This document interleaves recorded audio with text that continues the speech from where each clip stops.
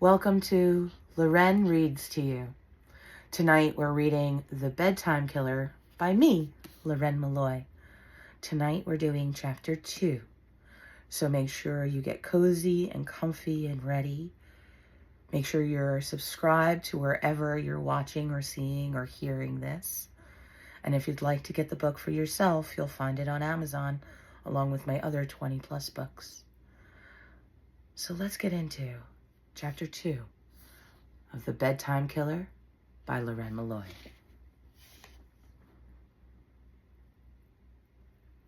Chapter 2.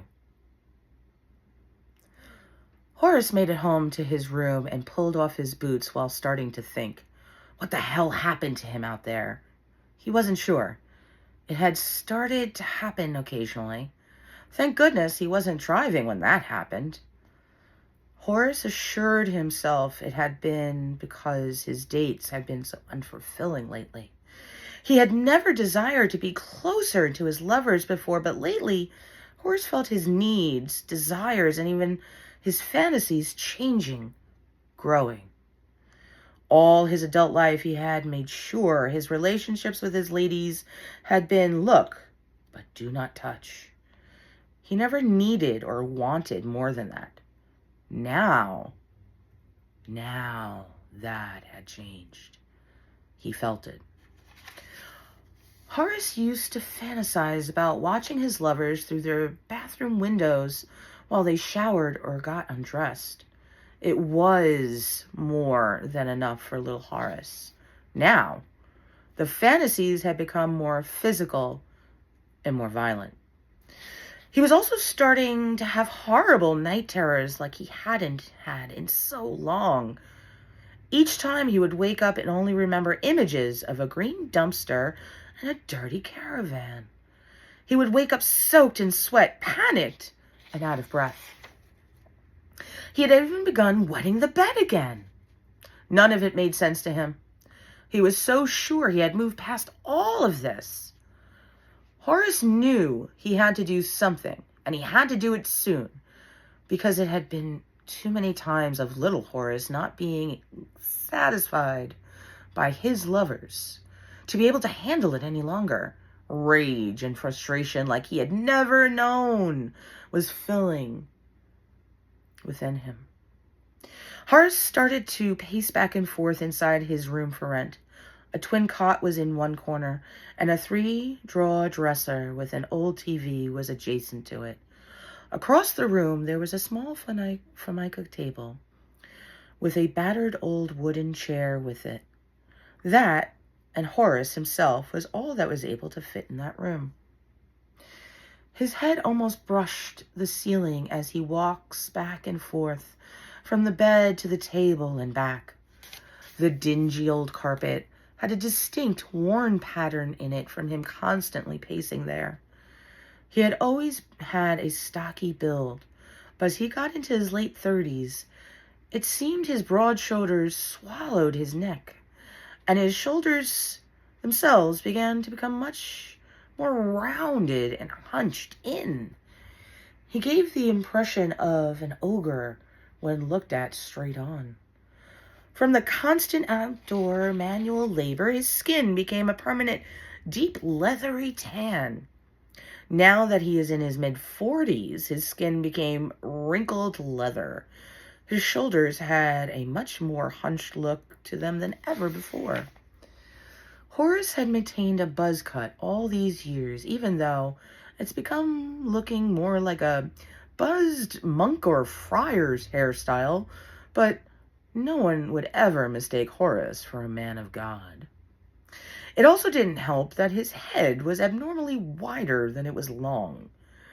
His facial features were spread out too widely across that face, making him unnerving to look at, to say the least. He had one massive, protruding, hairy unibrow that overshadowed his eyes. His eyes. They were tiny specks of blue, which were set entirely too far apart. Underneath that was a huge, bulbous nose, smashed flat and wide, from it being broken on numerous occasions.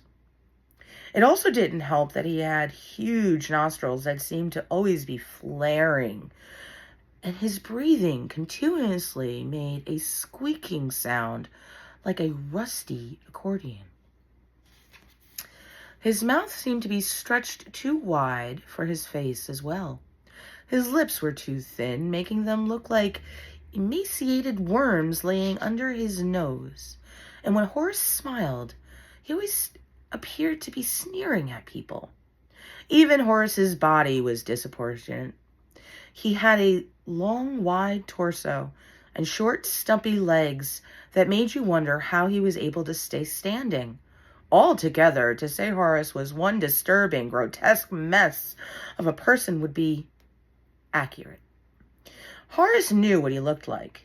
He also knew his ladies adored him anyway. He thought of his Chantal and felt that old familiar spark that started in his nether regions again. Yes, that was it. Horace laid down on his cot and quickly pulled little Horace out from his zipped hiding place. He closed his eyes and began to fantasize about his beautiful lover, Chantal. It was late at night.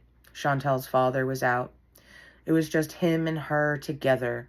Not a word was spoken between them. She knew what her lover liked. Chantal was standing naked in the shower. The beads of water cascaded down her bare flesh.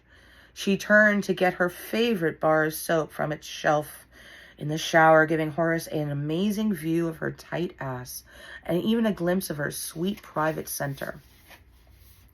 Little Horace couldn't take it anymore and demanded a closer view.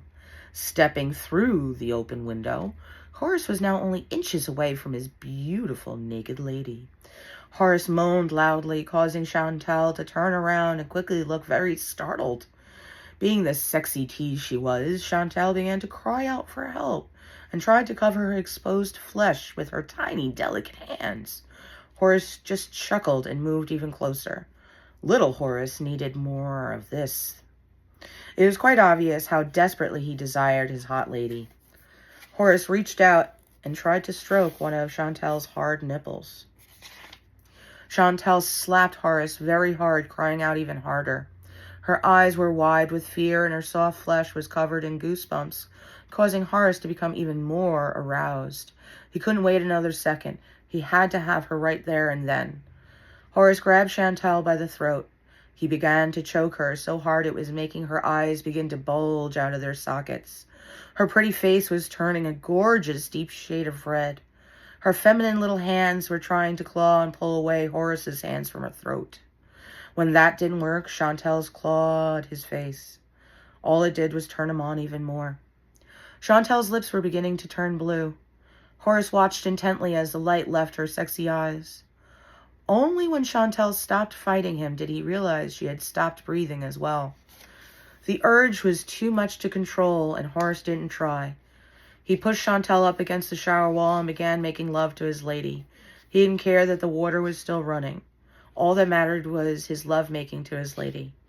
After many fast thrusts like a jackhammer, Horace screamed out, "It's bedtime, baby." Horace's eyes flashed open very quickly. It took several minutes for Horace to catch his breath and realize he was still in his room, not in Chantal's bathroom. He was covered in his own semen and couldn't care. He knew what he needed. He just needed to be closer to his lovers. That is all. It was time, he decided. Horace had one major snag in the plan. He's never been to any of the houses after dark. No one wants a lawnmower running at night. It would also be highly suspect if it was running at night. Plus, Horace had no idea what the house's schedules were like during the evenings. Horace closed his eyes for a moment to catch his breath when an image of Chantal from the fantasy he had just had flashed again into his mind. He needed to visit her right then. That was it. He knew it. It only took him a few moments to wipe up, pull his pants back up. Horace put little Horace back into his hiding spot and zipped him up. He was suddenly so excited. He grabbed his keys and went back out. Visions of Chantal were dancing in his head.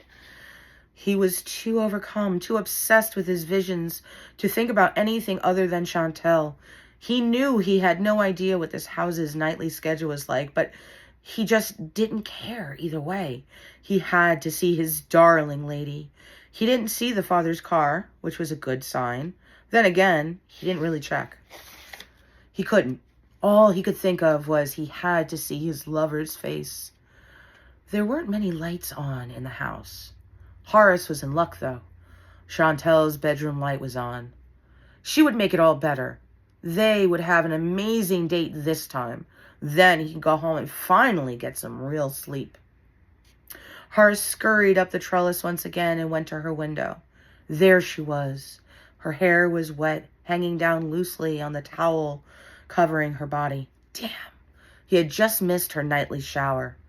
Horace was in luck, though. He was just in time to watch her put on her body lotion. Chantel walked over to her vanity near the window where Horace was located and clipped up all her luxurious hair. She dropped the towel. Standing naked before the mirror, she proceeded to apply lotion to her long, lean, tanned legs. She put the lotion on her skin, and Horace shivered with lust again. Chantel knew what he liked. He could tell she did. And it was working. Horace watched his beautiful lover while his fantasy began to mix with the reality before him. He held himself tightly in one hand and began to jerk himself and moan. Without the lawnmower to muffle him, Horace had no idea how loudly he was moaning Chantel's name, until he opened his eyes and saw her freeze. She began to stare at the window. It took him time to realize what happened when their eyes locked for the first time. It was hard for Horace to figure out if it was reality or his fantasy. She had begun to cry out a blood-curdling, murderous sound that took him a minute to realize was the word help. It caused him to flash back to his fantasy of her crying out for help, making his reaction to her even more intense. Boy, did she have a great set of lungs on her, Horace thought, before the reality of what was happening caused him to lose his balance and fall backwards. Horace landed head first in the bushes beneath Chantel's window. The shock and pain of landing that way caused him to be unable to move for several moments. Suddenly, he heard Mr. Robinson coming towards him, screaming, "Who's out there? I'll freaking kill you! You goddamn peeping fucking Tom!" Horace only had a second to think to himself, "I guess he was home," before Horace could see the flashlight widely searching for him. It wasn't until that moment that Horace realized his pants were still down around his ankles and his hairy ass was stuck up in the air. Branches and leaves from the bushes were poking and stabbing his face. "You there! I'll kill you! Fucking peeping Tom! Sick, disgusting pervert! I'll teach you to look at my daughter!" Mr. Richardson bellowed. Horace unceremoniously flopped out of the bush with a sharp twist. He landed on his back, facing away from Mr. Richardson. Horace picked up his pants and ran for it. "Come back here! You're dead! You hear me? Dead, you fucking piece of shit!" Chantel's father screamed. Horace heard the clock of a gunshot and ran faster. He made it around the corner, back to his truck, and took off. Thank goodness Mr. Richardson was a very obese man, not to mention his severe chain smoking of cigars, causing him to wheeze and hack a lung at the slightest exertion. That was the other main reason, besides Chantel herself, that made Horace happy he got the Richardsons as one of his clients. Horace's heart was pounding out of his chest. It was the most excitement he had in a long time. Horace pulled over very quickly, reached into his pants again, and within moments, little Horace had made a mess all over himself again. He didn't care. That was Chapter 2 of The Bedtime Killer by me, Loren Malloy. Now, if you're enjoying this, make sure you're subscribing and following wherever you're watching or listening to this. And please make sure, if you'd like a copy of this for yourself to read, you check it out on Amazon because it's available in paperback as well as Kindle. Stay tuned because we're up to Chapter 3 next.